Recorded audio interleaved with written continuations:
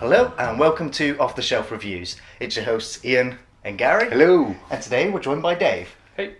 And today we're going to review John Carpenter's Prince of Darkness, which came out in 1987 and fits into what has been called the John Carpenter Apocalypse Trilogy. Sort of beginning with The Thing, which is about a virus that's taking over the human body. We also have In the Mouth of Madness, which is about the human mind. And now we have Prince of Darkness, which is about losing the human spirit.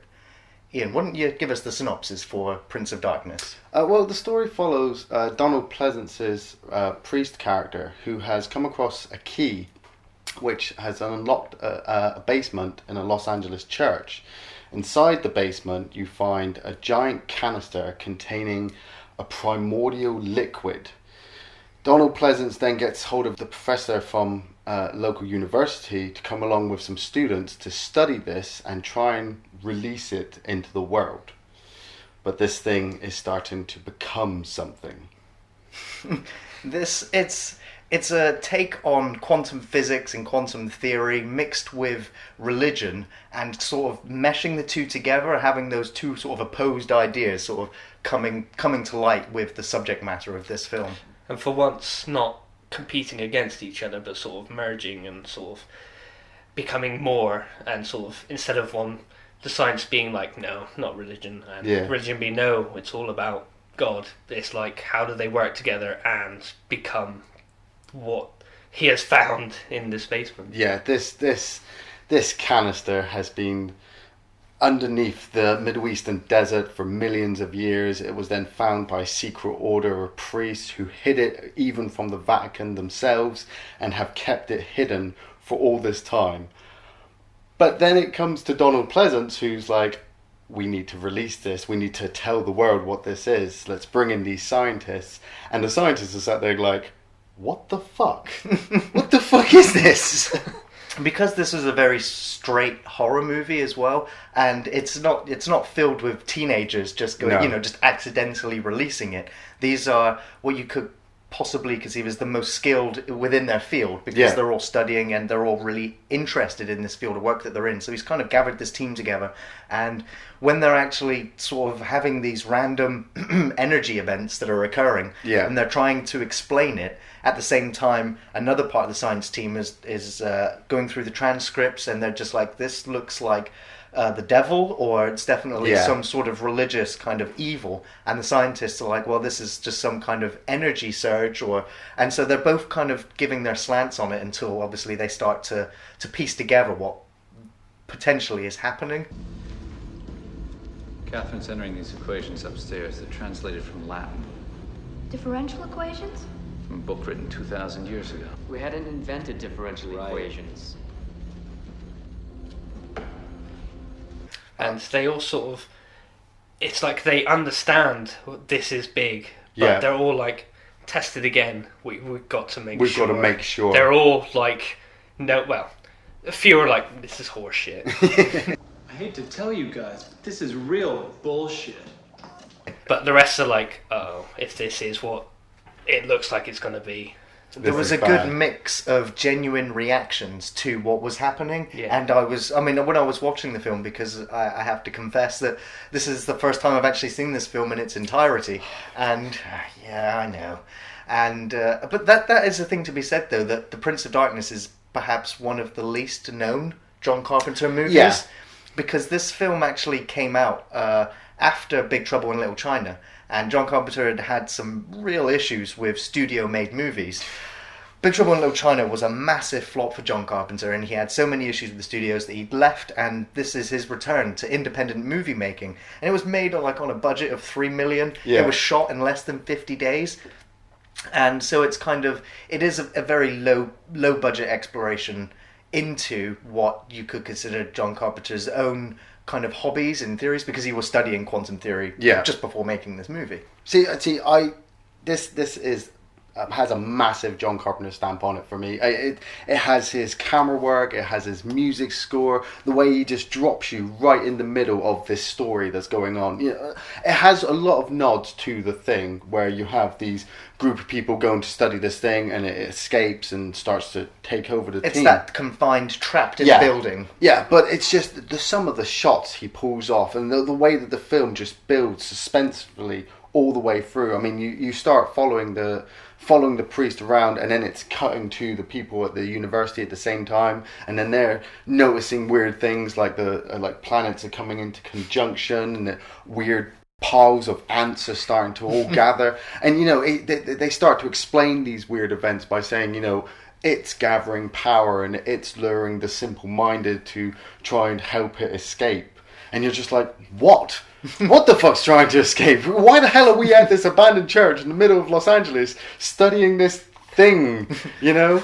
I do actually have one quite significant criticism of the movie, and that is the opening, I think, was like 7 to 9 minutes long of credits coming up, intercut, obviously, with small, almost dialogue-free scenes, which it was introducing all of the characters, and there's quite a lot of characters in this film, so it is gently introducing them all. But there's quite a few scenes where when there's a group of them together, the camera is pulled really far back, which is a convention of John Carpenter movies. But for me, it didn't engage me. I didn't feel like I was a part of the group. I wasn't stood in the circle with them having the conversation. I was kind of abstractly away from them. And because at the beginning of the film I wasn't straight away invested into it, and I wasn't brought into the characters, my mind was already wandering, and I actually missed out parts of the conversations that some of the characters were having because it was just such a slow-paced introduction, which is sustained throughout the first sort of 3/4 of the movie. It's only sort of the last 10 minutes where sort of crazy action ensues. But it's sort of, once you kind of get invested into the film, and you're taken away by the beautiful editing, cinematography, music, and the actual story is really engaging, and it is a very adult movie. It's a thinking man's horror film, and I think that is also testament to John Carpenter actually working away from the studio and making a piece that is I don't want to say dragged out in places. It has that feeling of dread throughout the whole movie, but it's watching, you're kind of having this feeling of dread, but whilst the other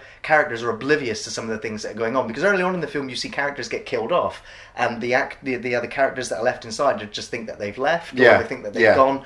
And so it is a very well put together film, and I think that it is a little bit rough around the edges. But that's not to say that, like you said, that this is actually a pure John Carpenter film. I think that this is what John Carpenter fans would put up next to The Thing. And I do think that this is a diamond in the rough. Hadn't you seen it yet?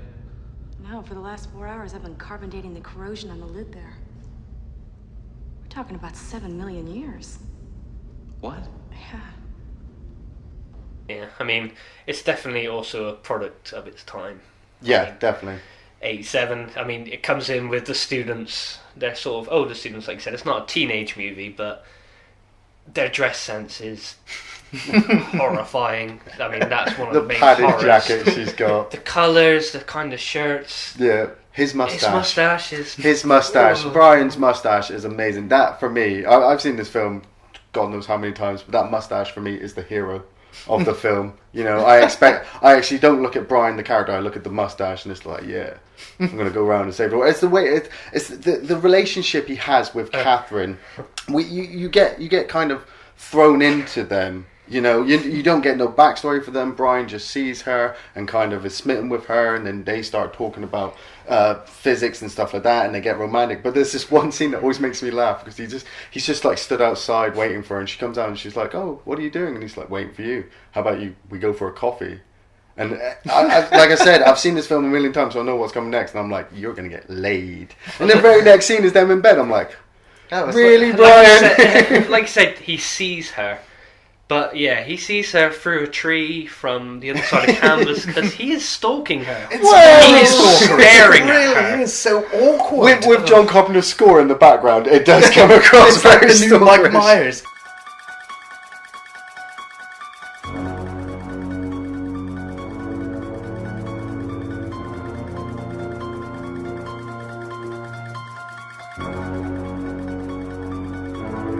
I mean, Brian is not your typical John Carpenter lead. No, he's not your hero no. character. I mean, you have your Snake Plissken's or your Burtons. Who? Jack Burton. Me.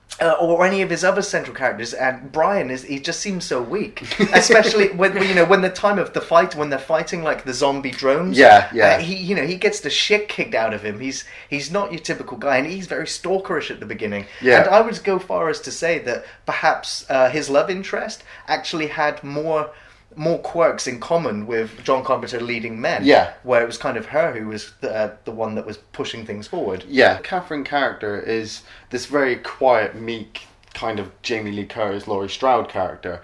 But obviously towards the end, trying not to spoil it, she does become a lot more heroic than all the other male characters around her who are getting fucking killed off every 2 seconds.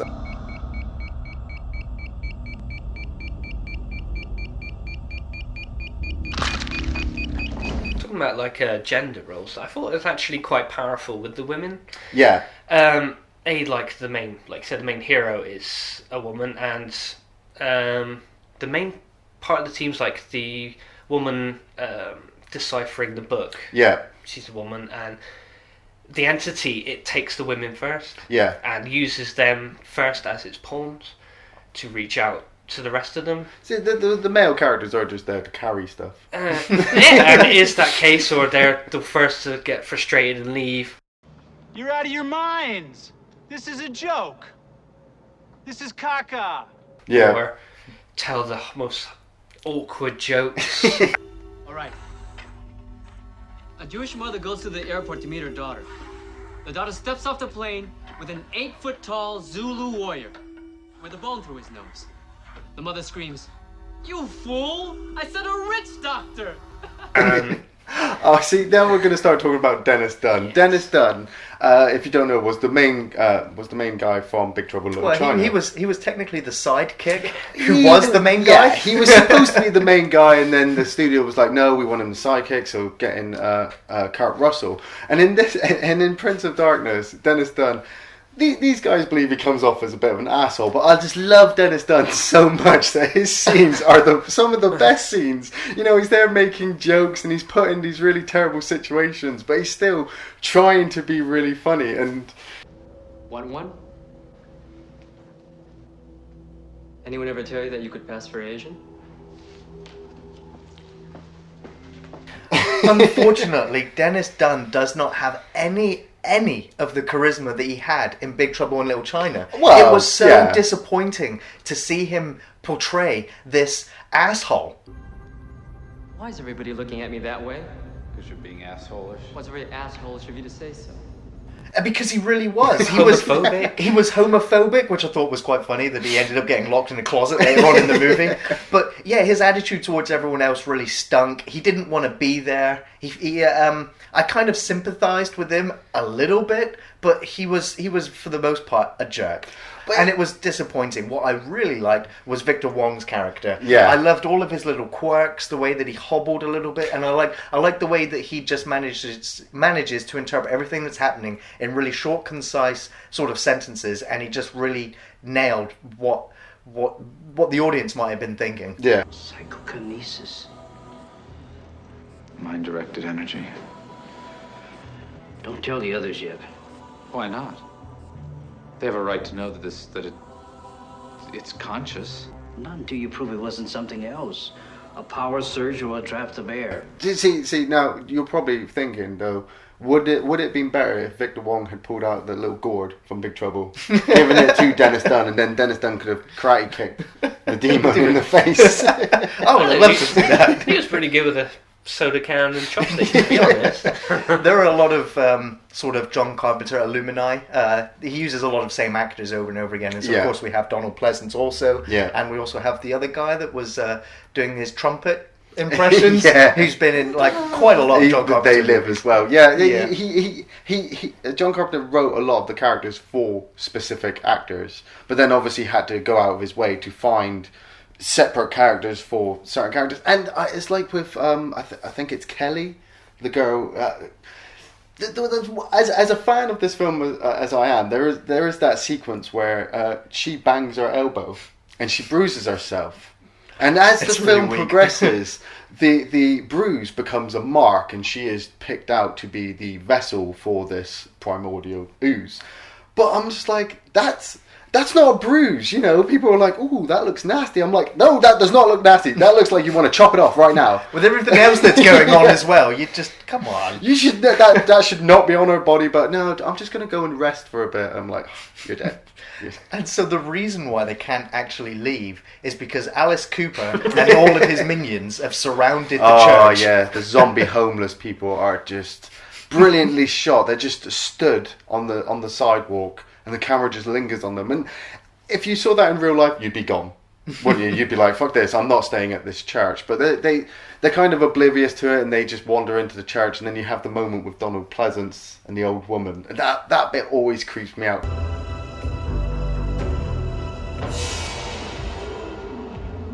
It's so wonderful what you're doing, Father.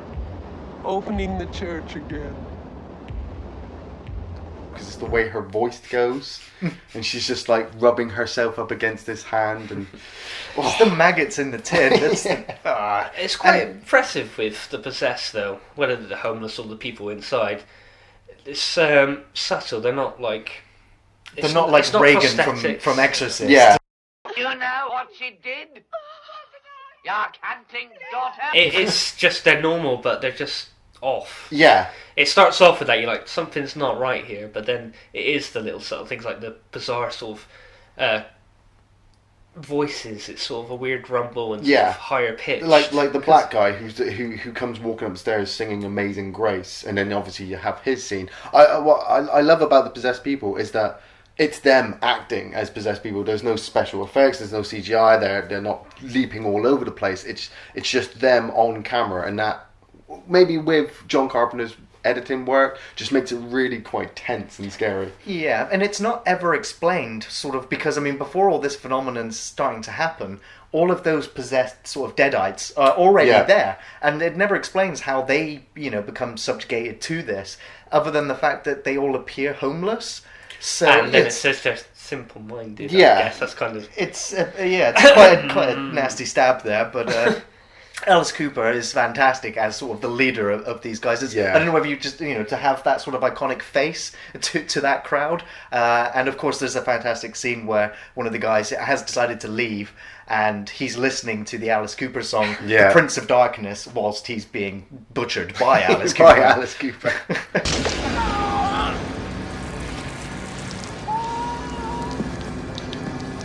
So the actual killing scenes or the possession scenes are actually quite good. You say with that bike, it's like subtle, quite horrible blood gushing and squirts that it's not really focusing on, but they're all pretty horrible. Yeah, there's some really squeamish moments in the film, and it kind of had an Italian sort of horror flair from the overuse of insects, from worms to cockroaches and worms ants. on the window. And of course, it's really bizarre because obviously it's like an optical effect where everything's moving up, where it's like defying gravity. You see the water dripping up, you see the worms sort of moving up the window pane. Yeah.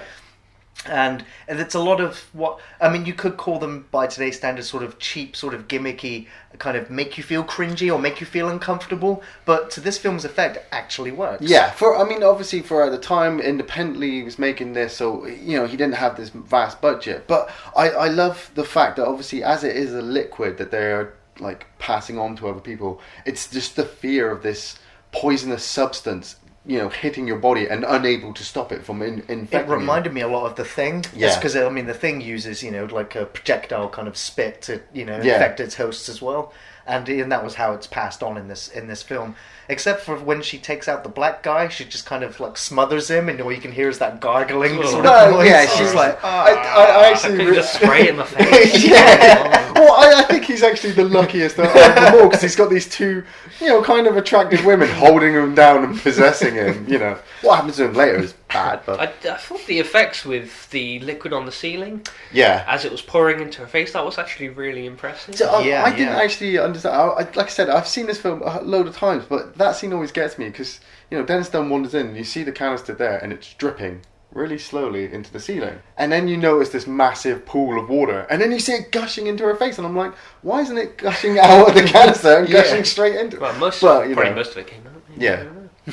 Which kind of brings on to what the film's... it alludes to the fact that this is the devil, or whether it is or not. And that's kind of there for your interpretation. Yeah. Because there's an early part in the film when they're reading from the text, she explains that in the translation, and this is going to offend Christians watching the film, that Jesus Christ was an alien entity that was from another humanoid race, sent to Earth to warn us of Satan being put in a jar.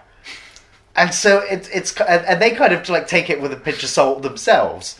And it's to the point where actually, when this is my favorite scene in the film, where some of them have already been possessed, and she still like appears to be translating the text, and she's just repeatedly typing, "I live, I live, I live." And you're like, well, what lives? Obviously, it's the thing, the entity that's in the jar. Yeah. But then it says that the Holy Ghost won't protect you. Your god plutonium won't protect you. In fact, you will not be saved. And it's just like, God plutonium? And so you have the Holy Ghost reference, which makes you think that it's biblical. Yeah. And then you have the god plutonium, and it's like, well, what god is that? Is that like the god Pluto? Or was it literally saying that should I arise, your nukes will not protect you? That's what it's trying because to that say. would be what our most obvious interpretation would be. If something broke out like that, would nuke it to fucking hell. Your religion and your weaponry will not be able to stop me. It's showing that it has knowledge of our world and what we think and our views and our religion and our thoughts. I mean, it's also saying then that if Jesus was an alien, perhaps this isn't, the Satan of the biblical sense that we know, but also another entity that's not of Earth. That's how Victor Wong tries to explain it to the priest. The priest is still kept with the idea that this is the devil or the son of the devil or something. And Victor Wong obviously explains it that this thing might be of antimatter. If our universe is all matter and everything that we understand of reality and time, then this thing comes from a universe which has the complete opposite to that. Which obviously, brings us obviously to the mirror sequences where she's forever looking for these mirrors to cross over into this black universe and pull forth this thing which obviously would ultimately destroy us. Amazing scene. Absolutely love that scene.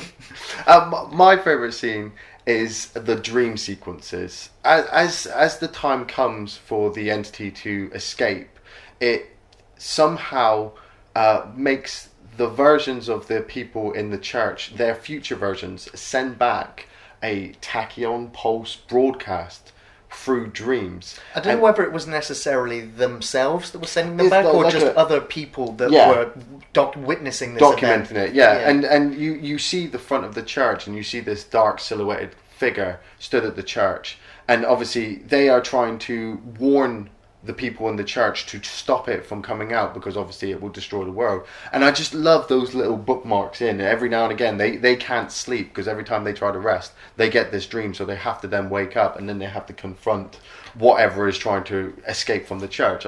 It's so well made. It's like it's done in like first person. It's like shaky cam. Yeah. It's really grainy, and that sound over it is like you can only vaguely hear their voices, and you can basically they say it's like the year 1999. It's not a dream.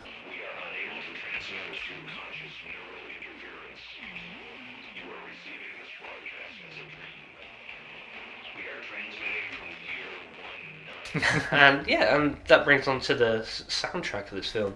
It's just like one constant building bass line, and it's just very unsettling, that travels through the entire film, helps with the suspense and just the build-up of this evil that travels through the film. Because this film doesn't necessarily have its iconic theme or score like with The Thing. You have the heartbeat sort of music, or Big Trouble in Little China, or Halloween. You kind of iconic sort of sounds that instantly go, that movie, that movie, that movie. But with Prince of Darkness, the whole movie is scored, so much so to the point where John Carpenter actually wrote more music for the film than was actually even used, and I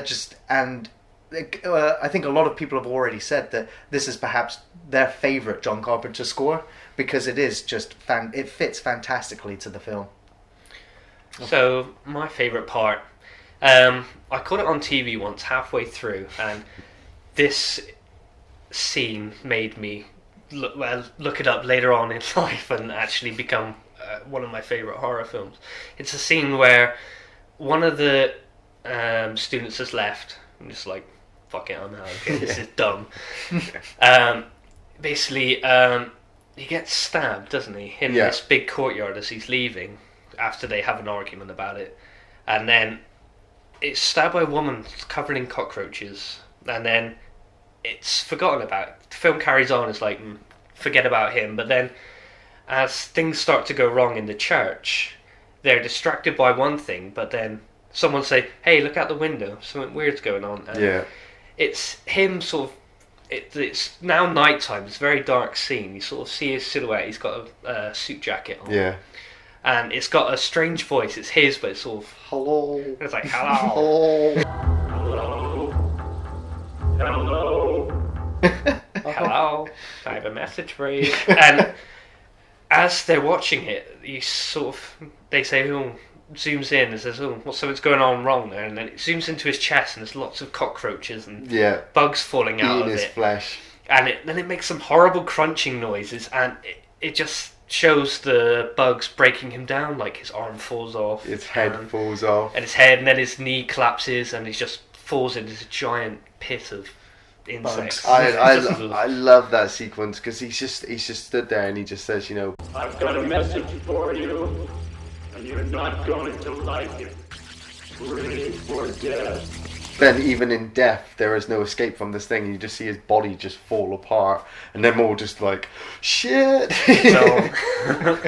I highly recommend Prince of Darkness. If you're a fan of horror movies and you've stayed away from John Carpenter movies because you think they're a bit dated, or you don't think he's that good of a director, maybe you've never heard of him, then go and watch Prince of Darkness. It is 10 times better than any of those Paranormal Activity bullshit movies they've been dishing out the last 10 years. It's suspenseful, it's got some really creepy moments, it's got an amazing ending, and it would just open the doorway for you to watch other John Carpenter masterpieces. I would recommend it. This is about my 4th time watching it, and it kind of loses something every time, I think, due to some strange casting choices and some dialogue choices and the outdated 80s flair of the film. But for the first watch, I think there's enough in there and there's enough interesting ideas to make it sort of familiar but very fresh and very with everything moving towards more realistic and scientific. It's a nice merging of religion and science as opposed to religion is stupid, or the fight back and forth. So there's a lot in this film that there's to enjoy, basically. Definitely. I also recommend Prince of Darkness. I have to say that I do prefer The Thing and In the Mouth of Madness over this film, but that's not to take away anything from this. Because it was only the first time I'd actually watched the film, and like I said, it took me a little while, just the first 10 minutes to actually submerge myself into it. But once I was into the experience of the film, just like any good John Carpenter film, it gets under your skin and it kind of lives in there, just like what's happening to the characters in the movie. And I loved some of the interactions, but especially between Donald Pleasence's character and Victor Wong's characters, when they were talking about religion versus science and trying to find the middle ground to make it work. Despite the startling revelations that they're both having within their own sort of careers, I thought were fascinating. I think John Carpenter really explored that very well. I love the action scenes towards the end, even though they were, they're on a budget and it's kind of like fisticuffs, and there's a lot of sort of, it's edited well enough. It's like when they throw punches and it just cuts away, and they're just unconscious when they're hitting each other with bricks. And it just looks so soft. There's a couple of scenes that make me laugh out loud, like when he does get trapped in the closet, and when he's in there for like a good couple of hours, it would seem, and then when they come for him, he just has that panic, like let me out, and he just literally crawls through this wall. There's a couple of odd choices in there. But that was kind of cool though. It was like usually it's only in one night, but they're stuck there overnight, and it comes up in the morning, and it's a case of not just running away like stupid, it's being stuck. And they are actually trying to find ways to get out. to find help, to go in an alley and look back and forth at the same homeless people that were there when he jumped out. It is quite common. You could comment on that scene because it does kind of seem out of place where Brian does jump down and he's looking to the left and they're all there, and he looks to the right and they're all there. And then he looks to the left, he's like, oh, they're still there. Yeah, but you have to remember the mustache was counting them. Like, can I race past them? Can I get past them? And the similar sort of thing happens at the end as well, where once the climax has happened and you see him run off, and then you're like, where's he gone? It's like, is he gone to get help? And then obviously he cuts back and then he's there with a blanket over his shoulders. I'm like, where did he come on? He was on a date. He had a date that weekend. He said he went off. Yeah. I really recommend this movie. It is a fantastic John Carpenter film, and you should definitely experience this film. I would say that it is on a level with The Exorcist and with the Omen movies, especially in terms of its subject matter. Yeah. I would kind of consider all of those sort of my top sort of satanic biblical battle movies. This one has its more scientific nature put forward. This is the entire complete point. It doesn't make any common sense. Our common sense breaks down on a subatomic level. Why do I want a PhD in this? And now we're going to actually discuss perhaps the ending of the film. So if you haven't seen this film yet and you definitely want to check it out, you should perhaps skip this part.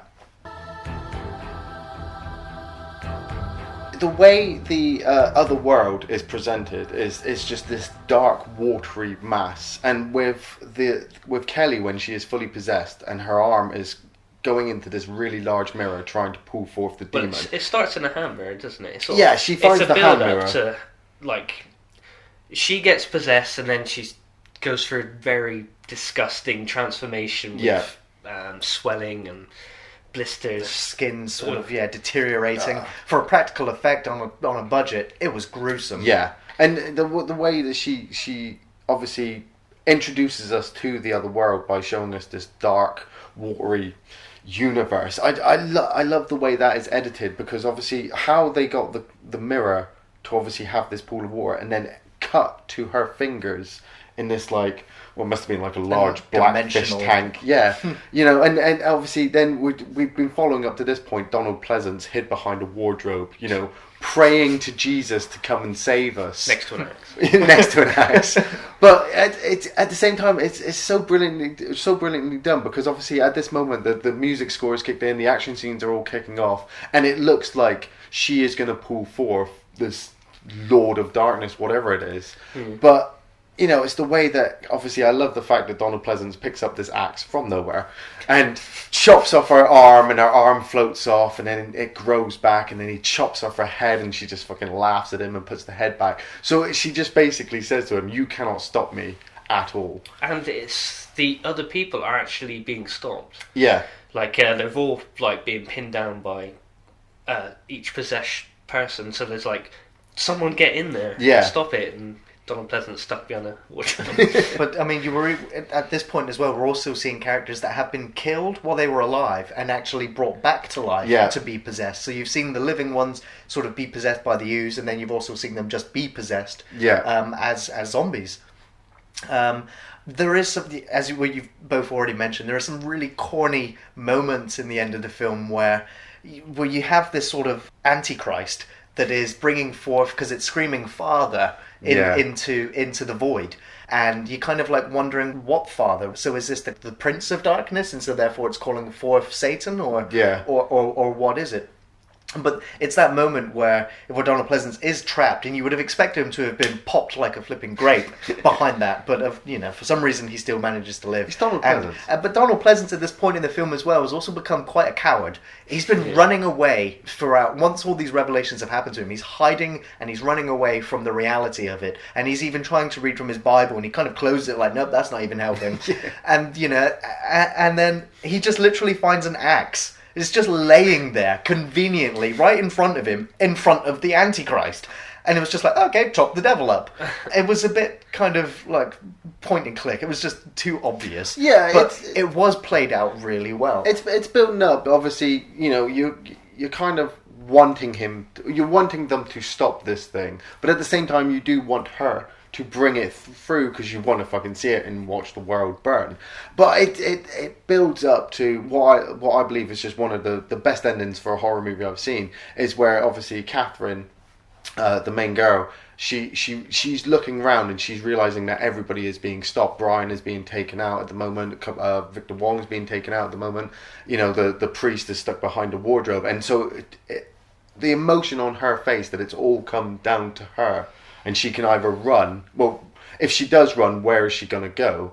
And where she sees the horror on her face as the hand starts to come through the mirror, and she realizes that whatever is coming through is just going to be death for everything. The way that she runs and grabs and jumps through the portal, it builds to this ending where Donald Pleasence just smashes the mirror with the axe, and that's it. And I'm just like, I sat there the first time like, fuck, you know, that she was the hero and you've just killed her off. And it's that final shot where the light just disappears and you see her. Yeah, you see her trying to get back. Yeah, usually it would like just disappear. It would just end. It's like, no, it's finished. But it's like, no, we're going to show you. You locked her in there with whatever that was. And and that brings it up to just a brilliant end sequence where, you know, it has one of the best scares I think as well in cinema, where Brian, after the events, obviously because he was in love with Catherine, and it was quite beautiful as well because he wanted to tell her he loved her all the way through the film, and she kept telling him, look, don't tell me now. Too soon. Yes, too soon. Tell me the next time. And obviously there is no next time, but he sees her at the front of the church. Which in the dream sequence also shows he's still having that dream. That means it's still not right. Is it still there? Is it still broadcasting? Because obviously he has a mirror. Or is it just him remembering? I like to imagine. Well, he actually sees the extended dream sequence, doesn't he, after the events? Where he sees her. And I like to imagine that obviously as the film ends, it ends on such cliffhanger with him touching a mirror. Well, you don't actually see if he touches it or not, you just see his fingers moving towards it. Yeah. So I like to imagine that she is maybe on the other side, maybe possessed, maybe not, but she's watching him. And so that's why he will eventually go forward because of his love for her to bring her back into this world and therefore bring back whatever was on the other side through her back out, which would cause literally the end times.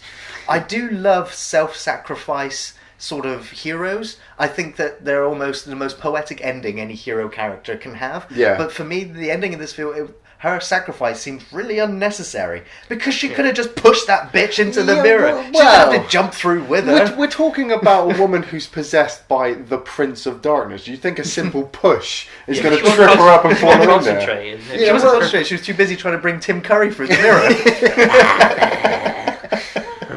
A very strange voice.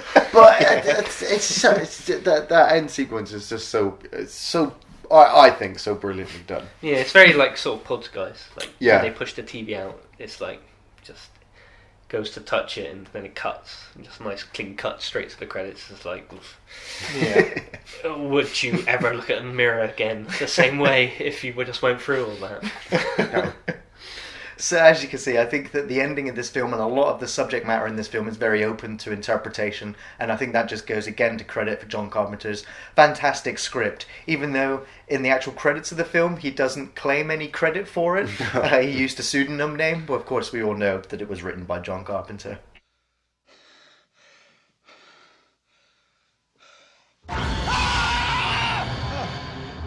So let us know in the comments what your interpretation is of The Prince of Darkness, and thanks for watching Off the Shelf Reviews.